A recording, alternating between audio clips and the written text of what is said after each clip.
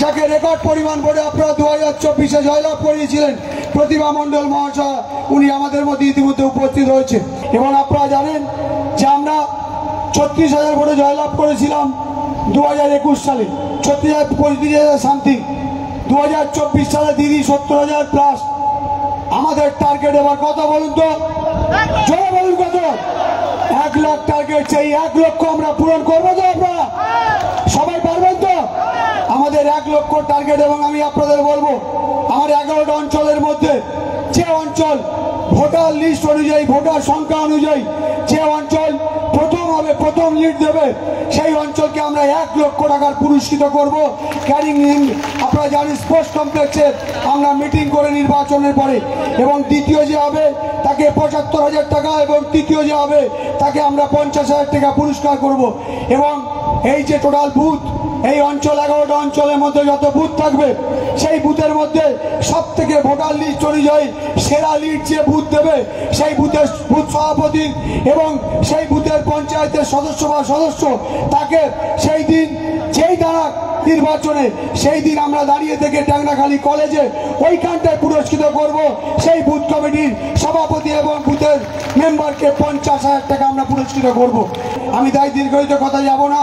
আমি এখন আমাদের সাংসদ, আমাদের প্রিয় দিদি সুবক্তা, তাদের বক্তব্য সুদীপদা বলবে, আমাদের শক্তিদা বলবে, আমাদের সহকর্তা বলবে, এবং ঋতব্রতদা 10 থেকে 12 মিনিটের মধ্যে উপস্থিত হবে।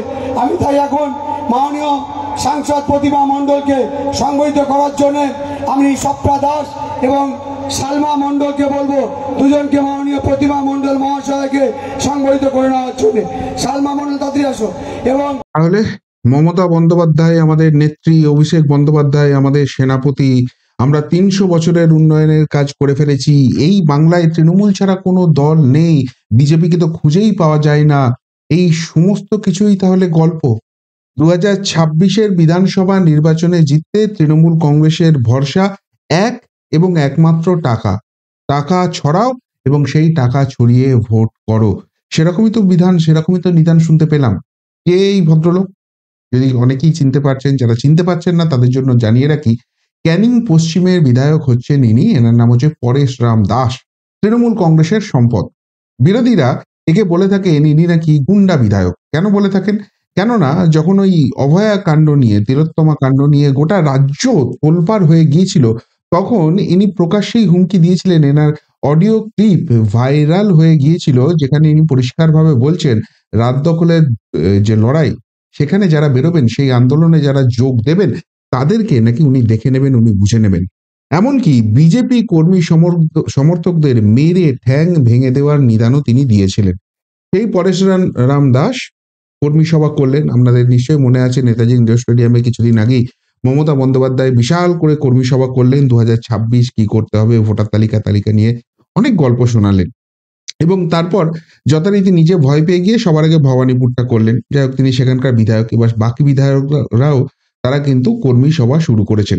এই পরেশ রাম দাস তিনিও করেছেন, এবং সেখানে সেই কর্মী সভাতে তিনি নিদান দিচ্ছেন যে টাকা ছড়িয়ে কিভাবে ভোটে তিনি জিতবেন।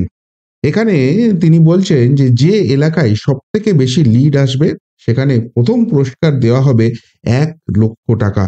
দ্বিতীয় পুরস্কার যিনি পাবেন, দ্বিতীয় যিনি লিড দেবেন, তিনি পাবেন 75,000 টাকা। এবং তৃতীয় পুরস্কার যেটা হবে সেটা হচ্ছে 50,000 টাকা। এখানে 2021-এ তাকে প্রার্থী করেছিল তৃণমূল কংগ্রেস, 35,000 সামথিং ভোটে তিনি জিতেছিলেন। এবং তারপর 2024-এর যে লোকসভা নির্বাচন, সেখানে তৃণমূল মার্জিনটা বাড়িয়ে ডাবল করে নেয়, প্রায় 70,000 ভোটে সেখানে লিড পান সেখানকার যিনি সাংসদ আছেন প্রতিমা মণ্ডল। এবং সেখানেই বিজেপির তরফ থেকে, বিরোধীদের তরফ থেকে একটা অভিযোগ উঠেছিল যে ব্যাপক লুটপাট করা হয়েছিল, সঠিকভাবে ভোটটা সেখানে করা যায়নি। এবং সেই জায়গা থেকে পরেশরাম দাস এখন বলছেন যে তার টার্গেট আপাতত হচ্ছে ভোটটাকে 3 গুণ, মার্জিনটাকে 3 গুণ বাড়িয়ে নেওয়া। সেই মার্জিনটা হতে হবে 1 লক্ষ, এবং সেই 1 লক্ষ করার জন্যই তিনি এই পুরস্কারের ঘোষণা করলেন। তার পাশাপাশি বললেন যে যে বুথে সব থেকে বেশি লিড হবে সেখানে 50,000 করে তিনি টাকা দেবেন। এখন প্রশ্ন হচ্ছে, নির্বাচনে লড়তে গেলে এই ধরনের কি কোনো রুল আছে? এই ধরনের কোনো ঘোষণা সেখানকার বিধায়ক, সেখানকার নেতা করতে পারেন? নির্বাচন কমিশন সিদ্ধ এরকম কোনো ব্যাপার রয়েছে? আর এটা পরেশরাম দাসের ব্যক্তিগত কথা নয়, এটা বলা হচ্ছে এক তৃণমূলের কর্মী সভার মঞ্চ থেকে। দেখুন পিছনে লেখা রয়েছে লক্ষ্য 2024। লক্ষ্য 2026 তো বুঝতেই পারছি, কিন্তু লক্ষ্যটা হবে এইভাবে। এবং যখন ঘোষণা করছেন তখন মঞ্চে কে রয়েছেন? মঞ্চে রয়েছেন সেখানকার সাংসদ প্রতিমা মণ্ডল, রয়েছেন রাজ্য স্তরের নেতা সুদীপ রাহা এবং রয়েছেন ক্যানিং পূর্বের বিধায়ক শওকত মোল্লা।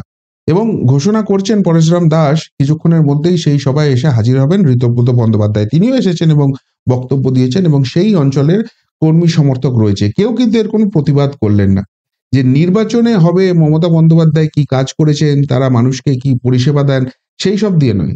লিড দাও ভাই, টাকা নাও, টাকার বিনিময়ে আমি করব।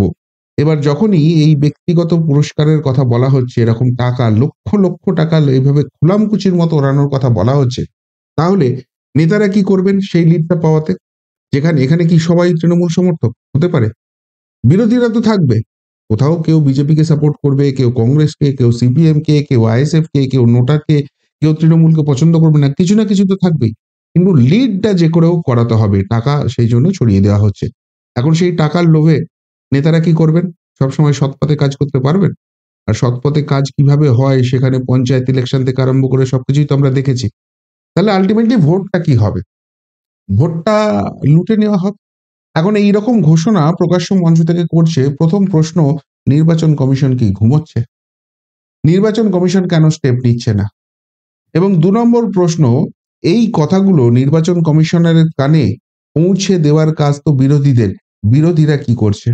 এত বড় ইস্যু, এত বড় কথা বলে দিচ্ছেন, সেই জায়গা থেকে বিরোধীরা কি নাকে তেল দিয়ে ঘুমোচ্ছেন? দেখুন এটা রাজনীতির ময়দান।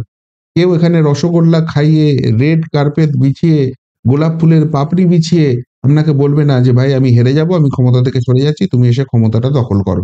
রাজনীতিতে লড়াইটা হয় ইঞ্চিতে ইঞ্চিতে, এবং মমতা বন্দ্যোপাধ্যায়ও বারবার বলেন ইঞ্চিতে ইঞ্চিতে বুঝে নেব।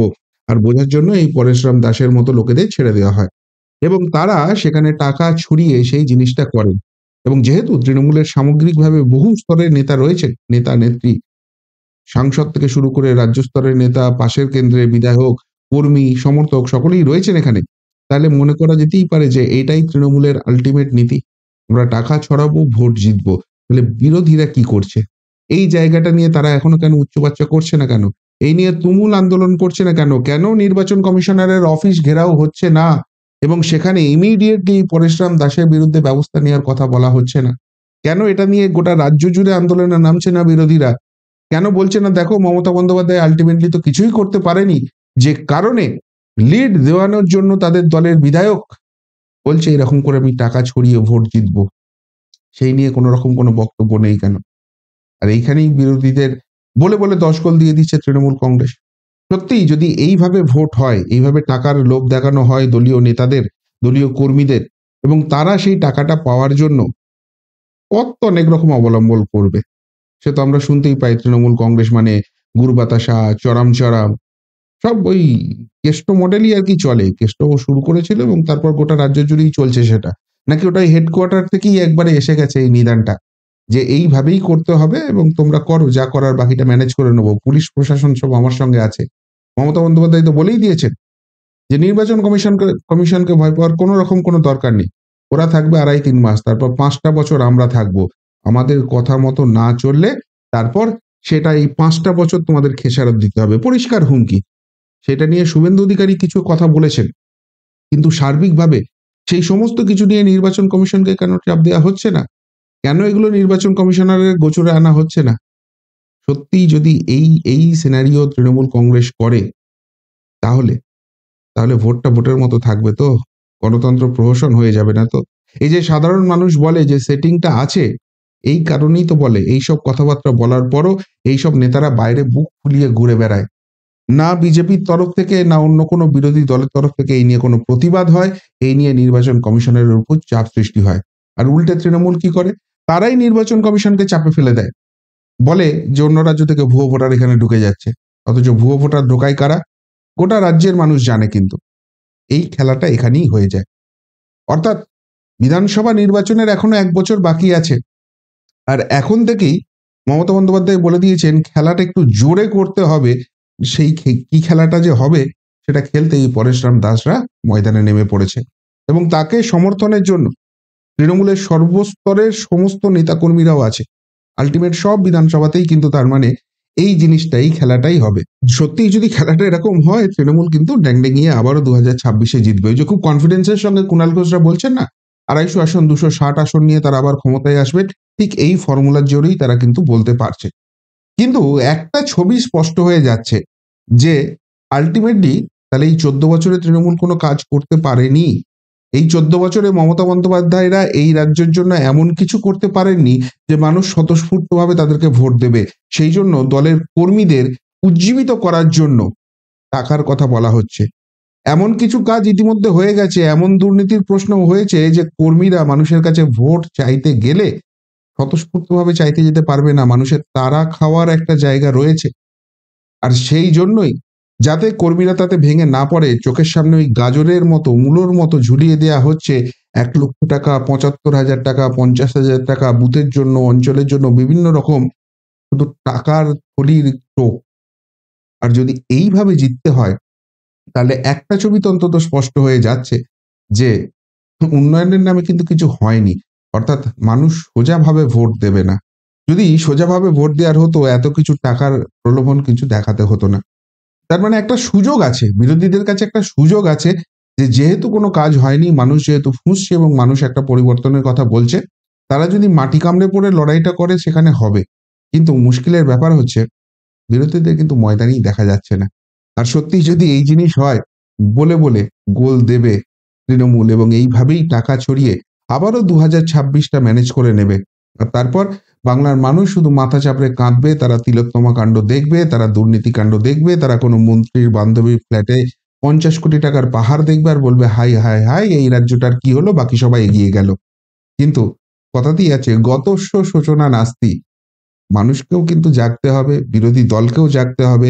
তাহলেই তৃণমূলের এই মা মাটি মানুষের নামে শুধুমাত্র মাটি টাকা, টাকা মাটি করে এই টাকা ছড়িয়ে ভোট জেতার যে জায়গাটা আছে, সেটা তাহলেই স্তব্ধ হবে। কি বলবেন? সত্যিই পশ্চিমবঙ্গে কিছু হওয়া সম্ভব? নাকি পশ্চিমবঙ্গের মানুষ আল্টিমেটলি টাকার কাছে বিকিয়ে গেছে? মহিলারা লক্ষ্মীর ভান্ডার পাবে, এই ভাতা পাবে, ওই ভাতা পাবে, সেই নিয়ে মানুষ ভোট দেবে। ডবল ডবল চাকরি, ডবল ডবল বেতনের ঢপ শুনেও তারা ভোট দেবে। আর সেই ভোটটা যাতে সুনিশ্চিত হয়, সেটার জন্য এই পরেশরাম দাসের মতো বিধায়করা, নেতারা নিজের দলের কর্মীদের টাকার টোপ দিয়ে ভোটটা যে করে হোক লিডটা করিয়ে দাও, বাকি সব আমি ম্যানেজ করে নেবো, সেই জায়গাটাই চলবে। কি বলবেন এই নিয়ে? যদি কিছু বলার থাকে অবশ্যই কমেন্ট বক্সে কমেন্ট করে জানাবেন। এখনকার মতো এখানেই শেষ করলাম। ফেরত আসছি নতুন প্রতিবেদন নিয়ে খুব তাড়াতাড়ি। ভালো থাকবেন, সাথে থাকবেন, পাশে থাকবেন। নমস্কার।